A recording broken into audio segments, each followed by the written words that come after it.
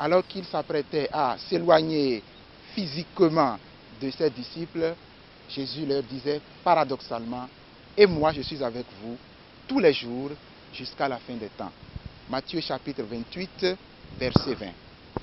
Paradoxe d'une présence sous la forme d'une absence. Tout homme et tout chrétien peut se poser la question de savoir comment le Christ est alors encore présent après être monté aux cieux. Comment est-ce qu'il se rend encore présent et comment est-ce qu'il est présent parmi nous? Il faudrait commencer par évacuer toute allusion mythologique. Parce que dans l'Antiquité gréco-romaine, on voit des héros qui, à la fin de leur vie, sont enlevés au ciel. C'est le cas d'Héraclès, d'Hercule, les Diocures, de Romulus. Mais ces héros sont enlevés en vue de leur déification. Nous ne sommes pas dans la même perspective quand il s'agit de l'ascension de Jésus-Christ. Jésus-Christ n'est pas un héros déifié. C'est Dieu fait homme et au terme de son existence, de sa vie terrestre, après sa résurrection, il est retourné dans la gloire de son Père d'où il est venu. Dans la Bible déjà, dans l'Ancien Testament, il y a deux cas. Le cas d'Enoch en Genèse 5 et d'Élie dans le deuxième livre des Rois au chapitre 2, qui à la fin de leur existence ont été aussi enlevés au ciel. Mais là encore, il faudrait préciser que le langage pour le Christ oriente vers une autre direction, dans une autre direction. À savoir que le langage est métaphorique. L'enlèvement au ciel signifie en réalité que le Christ, après sa résurrection, a achevé le cours de cette apparition après résurrection et a mis un terme à cette apparition terrestre, à ses disciples. Et en même temps, cela indique aussi que dorénavant, il est assis à la droite de son Père. L'ascension signe la fin des manifestations publiques de Jésus à ses apôtres, à ses disciples. Serait-ce alors la fête de l'absence? Non, Jésus est toujours au milieu de ses apôtres, il est toujours au milieu de son peuple. L'ascension est alors la fête de la présence de Jésus. Il faudrait remarquer que nous avons deux récits d'ascension.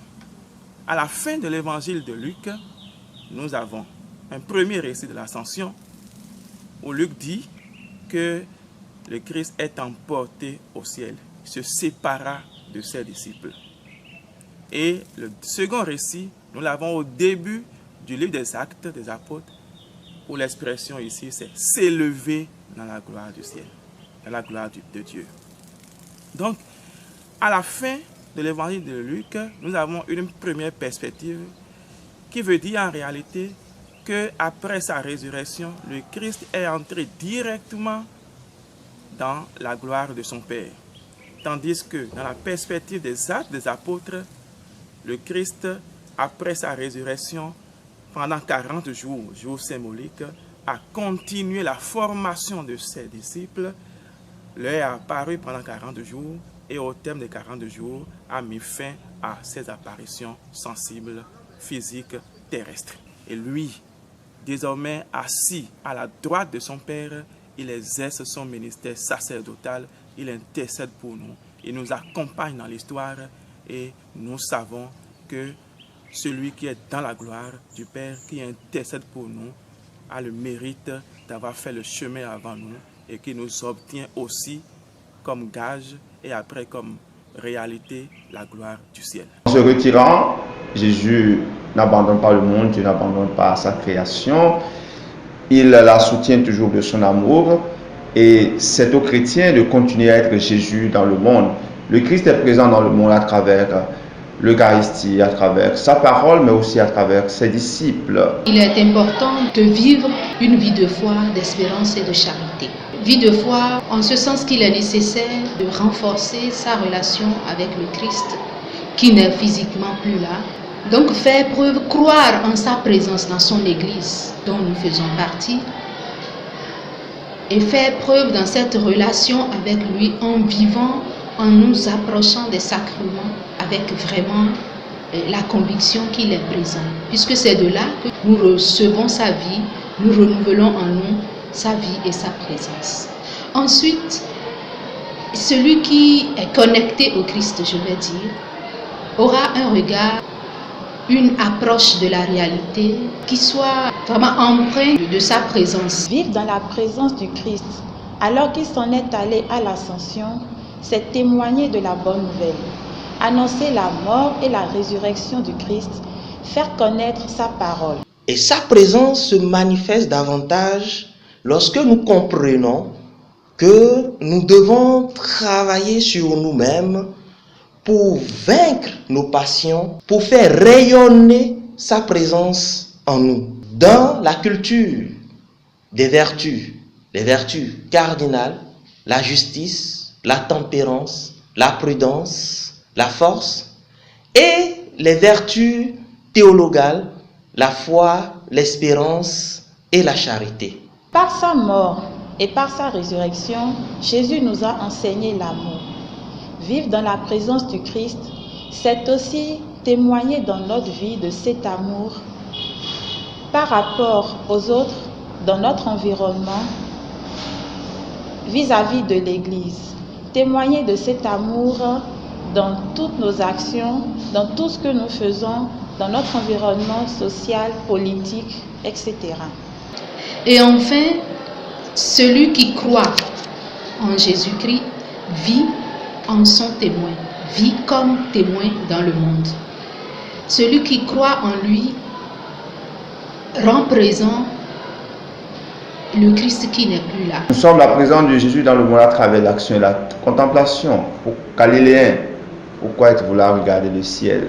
De la même façon qu'il est parti, il reviendra. Alors l'action la plus urgente a besoin d'une force intérieure, de l'oraison.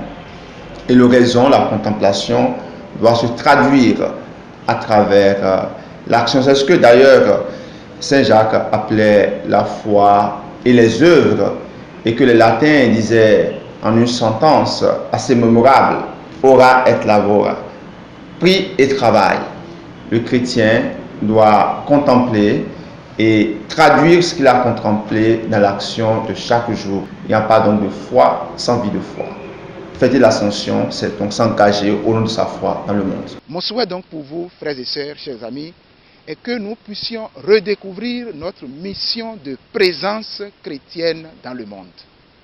Que dans nos familles, dans nos lieux de travail, dans la société, nous puissions développer, vous puissiez développer la conscience toujours plus vive d'être les Christ présents dans le monde.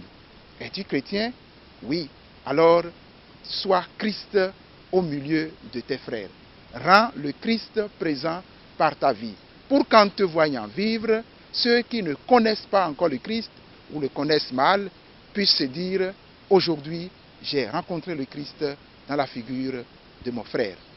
Joyeuse fête de l'Ascension à chacun et à tous dans vos familles, dans vos associations, groupes et mouvements, dans vos lieux de travail.